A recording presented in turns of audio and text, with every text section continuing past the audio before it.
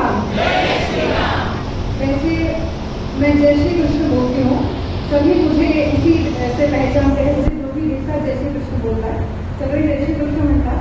पण आज या वर्षीचं वातावरण असं आहे की ज्याला पाहावं त्याच्या फोनवरती रामाचा फोटो आणि सगळ्यांच्या मुखावरती जय श्रीराम, जय श्रीराम, जय श्रीराम.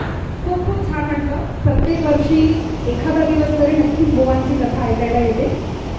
तसं मी शिवपुराण करते, पण पुराण नाही सांगणार कारण बुवा खूप छान सांगतायत. तर नक्कीच ऐका शिवपुराण. लोकांना वाटतं की फक्त भागवत सुंदर आहे, पण असं नाही.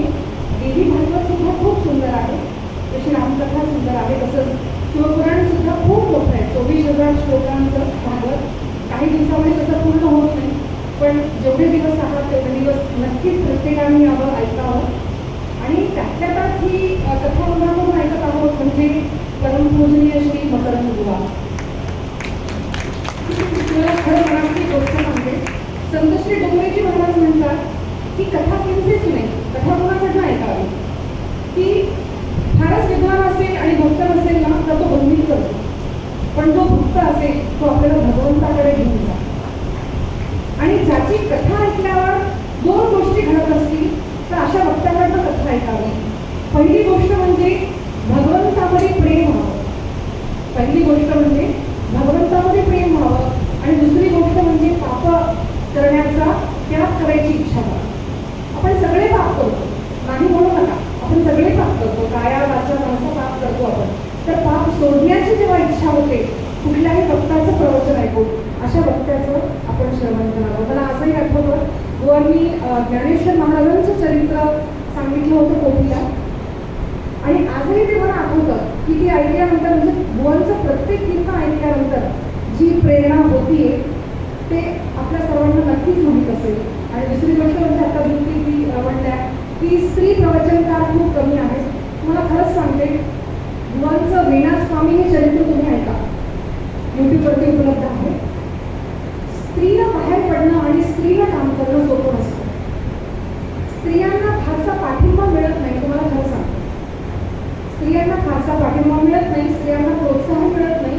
आमच्याही भरपूर कथा स्त्री आहेत म्हणून कॅन्सर होतात, करत नाहीत लोक असो. पण माझ्या गुरूंना विचारलं मी, गुरुजी स्त्रियांनी कथा करावी का? तर गुरूंना सांगितलं, समर्थ रामदासांनी स्त्रियांचं आध्यात्मिक क्षेत्रामध्ये मान्यता दिली आहे की स्त्रियांना स्थान आहे, त्याच्यामुळे तू कथा कर.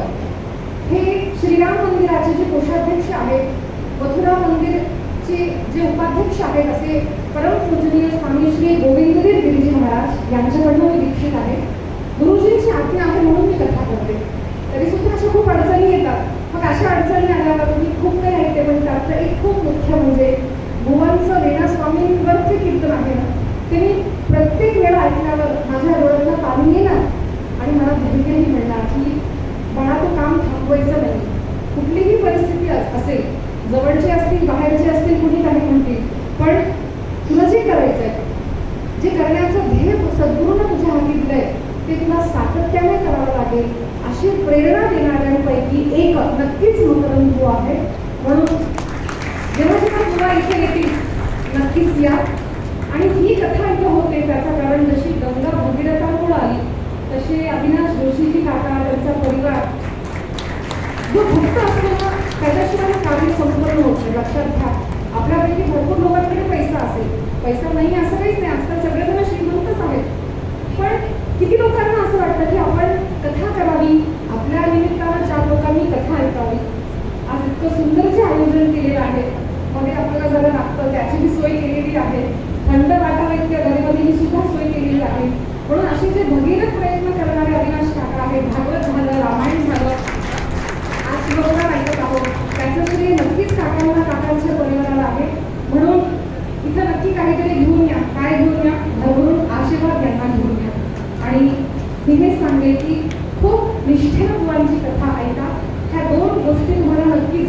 आणि मी खरंच सांगते, असे एकमेव कीर्तनकार म्हणजे खूप कीर्तनकार आहेत, कुणाचा अभिमान नाही करत, पण असं माझ्या मनात असे कीर्तनकार आहेत की ज्यांचं ऐकल्यानं मला मुक्ती वाढेल, असे कीर्तनकार नक्कीच आहेत. म्हणून त्या बुवांच्या चरणी नतमस्तक होते, दंडवत प्रणाम करते. तुम्ही सुद्धा सातत्याने कथा ऐका. जय श्रीराम, जय श्रीराम, जय जय श्रीराम. श्रीराम. ऐकू आलं ना जरा जोरात. जय श्रीराम. जय श्रीराम. श्रीराम जय राम जय जय राम. राम जय राम जय जय राम. श्रीराम